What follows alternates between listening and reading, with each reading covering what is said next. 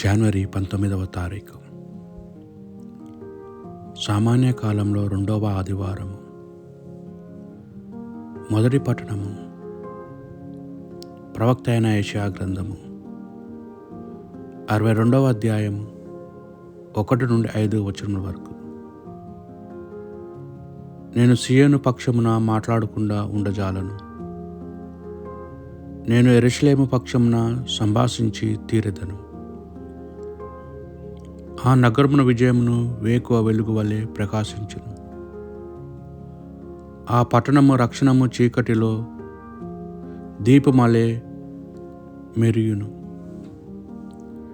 యెరూషలేము జాతులు నీ విజయమును గాంచును, రాజులెల్లర్లు నీ వైభవమును చూతురు. నీవు ప్రభువు స్వయముగా దయచేసిన క్రొత్త పేరును పిలువబడుచువు.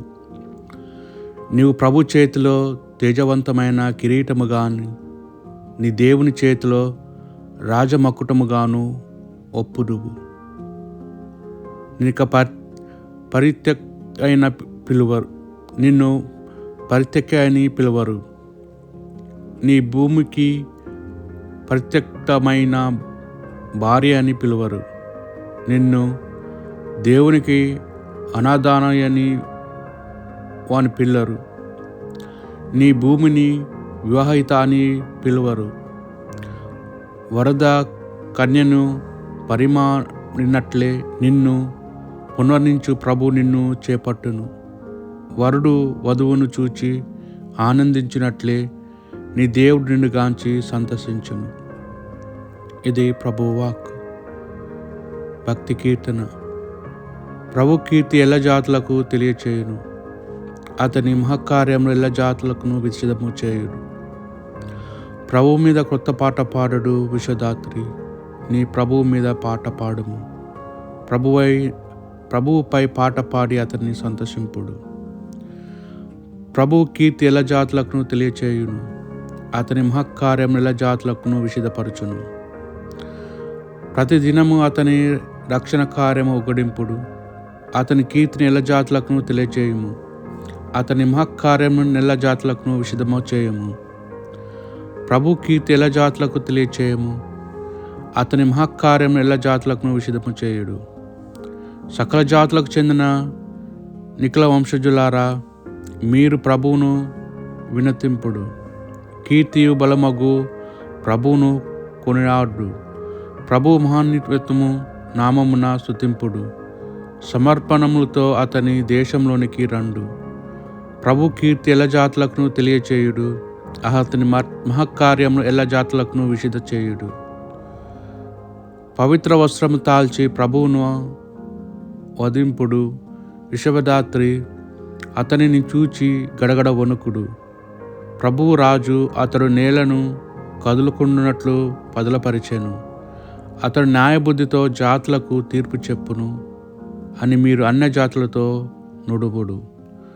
ప్రభు కీర్తి ఎల్ల జాతులకును తెలియచేయుడు, అతని మహకార్యం ఎల్ల జాతులకును విశద చేయుడు. 2వ పట్టణము పునీత చిన్నప్ప గారు కొరింథీయులకు రాసిన మొదటి లేఖ 12వ అధ్యాయము 4 నుండి 11 వచనముల వరకు. అత్యాధిపకు గల వరములు అనేకములు ఉన్నవి, కానీ వానిని ఒసగు ఆత్మ ఒకడే. సేవించుటలో అనేక పద్ధతులున్నవి, కానీ సేవలను అందుకొని ప్రభువు ఒకడే.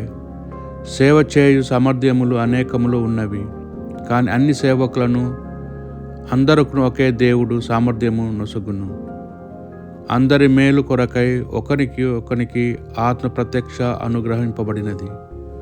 ఒకే ఆత్మ ఒకనికి వివేకపూర్వకముగా వాక్కును, మరి ఒక్కనికి విజ్ఞానపూర్వకముగా వాక్కును ఒసగుచున్నాడు. ఒకే ఆత్మ ఒకనికి విశ్వాసము, మరి ఒక్కనికి స్వస్థపరుచు శక్తిని ఇచ్చుచున్నాడు. ఆత్మ ఒక్కనికి అద్భుతములు చేయు శక్తిని, మరి ఒక్కనికి ప్రవచించు శక్తిని, వేరొక్కనికి ఆత్మలను వివరించు శక్తిని ఇచ్చుచున్నారు. ఒకనికి విధములుగా భాషలలో మాట్లాడగల శక్తిని, వేరొకనికి ఆ భాషల అర్థమేమియో వివరింపగల శక్తిని ఇచ్చుచున్నారు. కానీ వీనినన్నిటినీ చేయు ఆత్మ ఒకడే, తన ఇష్టము అనుసరించి ఒకనికి వరము ఆయన ఒసగుచున్నాడు. ఇది ప్రభువు వాక్కు. సువార్త పఠనము. పుణ్య యోహాను గారు రాసిన సువార్త సువిశేషంలోని భాగము 2వ అధ్యాయము 1 నుండి 12 వచనం వరకు. గలిలయలోని కానా పెళ్లిలో ఒక పెండ్లి జరిగెను. యేసు తల్లి అచట ఉండెను. యేసు ఆయన శిష్యులను ఆ వివాహమునకు ఆహ్వానింపబడిరి. అచట ద్రాక్షాసారము తక్కువ పడగా యేసు తల్లి వారికి ద్రాక్షాసారము లేదు అని ఆయనతో చెప్పెను. అమ్మా, అది నాకేమి, నీకేమి, నా గడియ ఇంకనూ రాలేదు అని పలికెను. ఆ తల్లి సేవకులతో, ఆయన చెప్పినట్లు చేయుడు అనెను. యూదుల ఆచార ప్రకారము శుద్ధీకరణ అక్కడ 6 రాతి బాణలుండెను. ఒక్కొక్క బాణలో 2-3 కడవల నీరు పట్టును. ఆ బాణలు నీటితో నింపుడు అని యేసు వారికి చెప్పెను. అట్లే వారు వారిని అంచుల వరకు నింపిరి. అంతటా ఆయన, మీరు ఇప్పుడు విందు పెద్ద యొద్దకు కొంచెము ముంచుకొని పొండు అని చెప్పగా వారు అట్లే తీసుకొని పోయిరి. విందు నడిపెడి పెద్ద ద్రాక్షసారము మారిన ఆ నీటిని రుచి చూచెను. అది ఎక్కడ నుండి వచ్చినదో అతనికి తెలియదు.